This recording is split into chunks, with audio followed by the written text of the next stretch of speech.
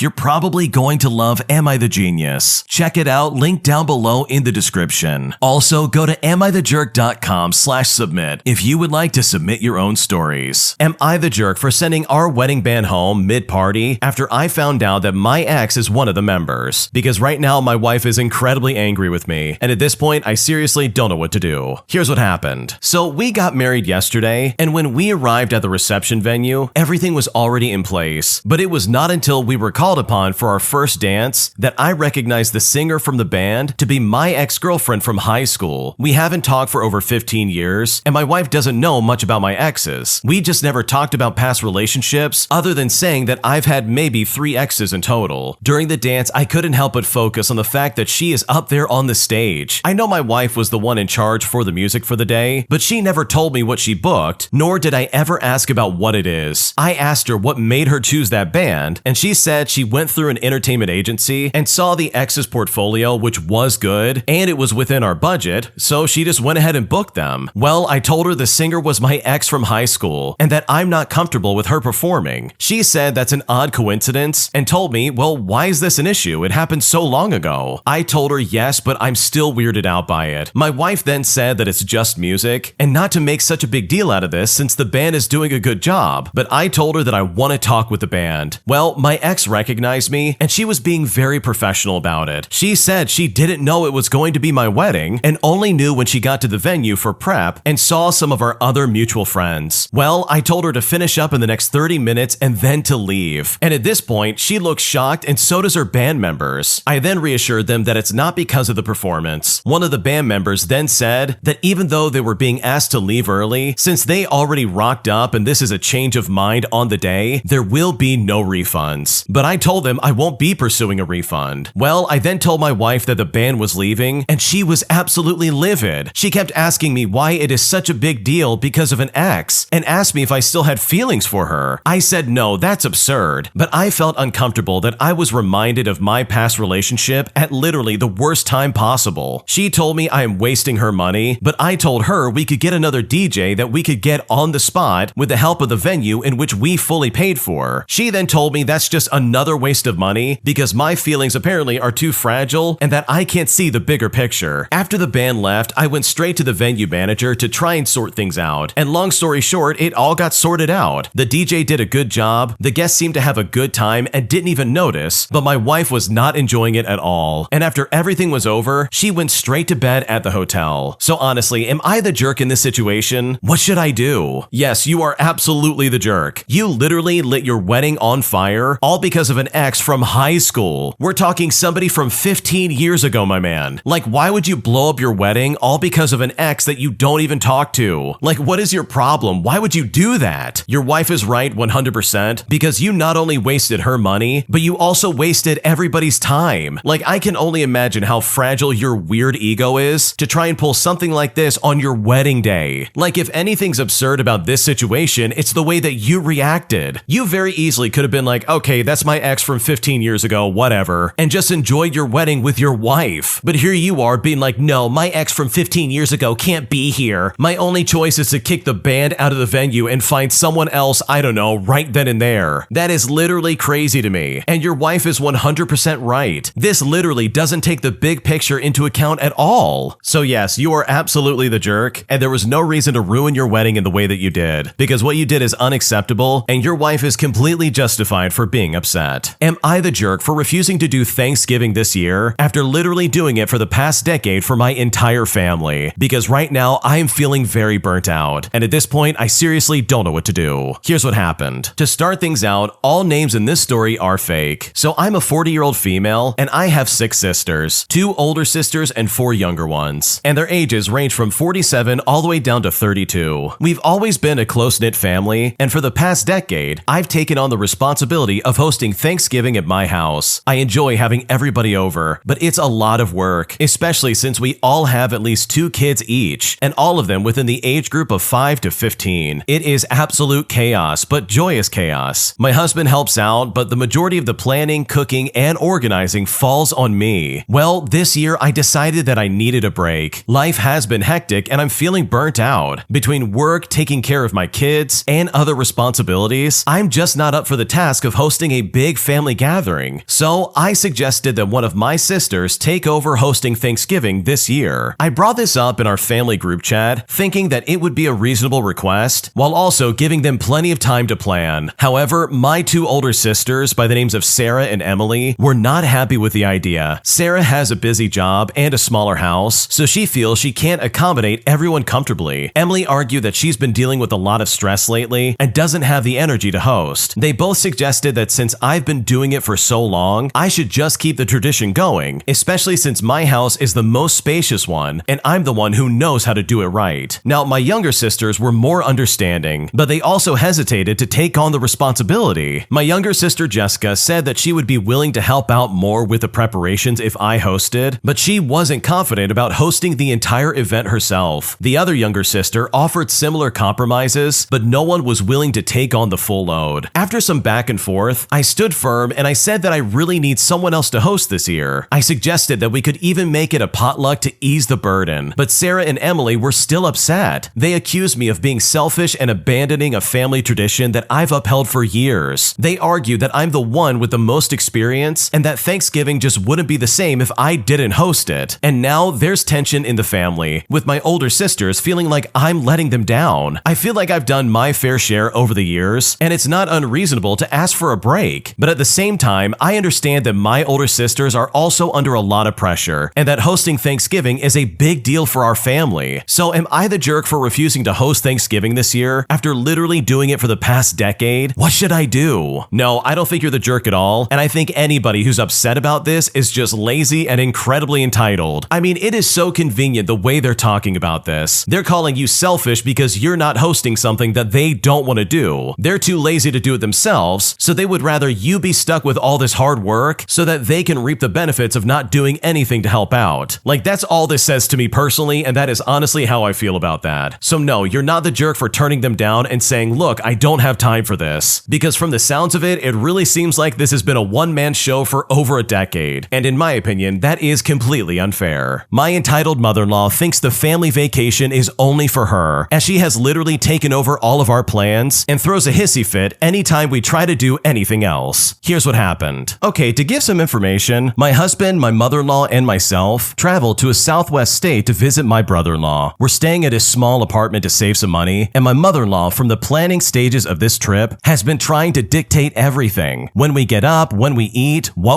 and what we're gonna do. Where we are going is a very food-popular place, and going out to eat is considered one of the highlights of traveling here. But she wanted to eat at home 2 out of the possible 3 meals per day. But when we arrived, she made it clear she only wanted to go out to eat once during the trip. And it's not even an expensive place, but a place where one full meal is like $14. So she wants to go grocery shopping at a place like Walmart or even Costco. And this is all for a 4-day family trip. Well, we finally convinced her to go to Walmart, and as we get there, she starts loading up the cart with food items that she wants. And they're all the organic, high-priced, healthy food items. She even demands that we have eggs in the morning and salads during the evening. Now, is she gonna foot this bill? No, of course not. She wanted to split the bill with us. Quite literally, none of the food in the cart was for the rest of us, but she wanted us to split the bill with her. Every time we made a plan to do something, she would interject and say, oh, but I want to do this first. Now, let me just tell you that after hearing a full-grown adult say I wanna in a whiny voice, you just about want to pull your hair out. The second day, she wanted to work out with a son she was visiting, but he didn't want to because he wanted to work out alone. So she decided she was going to take a 3-hour walk in the 105-degree weather with only 20 ounces of water and no sunscreen. So after 1 hour, we had to go on a search and rescue for her because she was most definitely going to suffer from a bad sunburn or being dehydrated. Now, not only did she literally walk off to throw a hissy fit, but she delayed the actual plans my brother-in-law made for the day. Now, our third day hasn't happened yet, but my brother-in-law wanted to make me feel included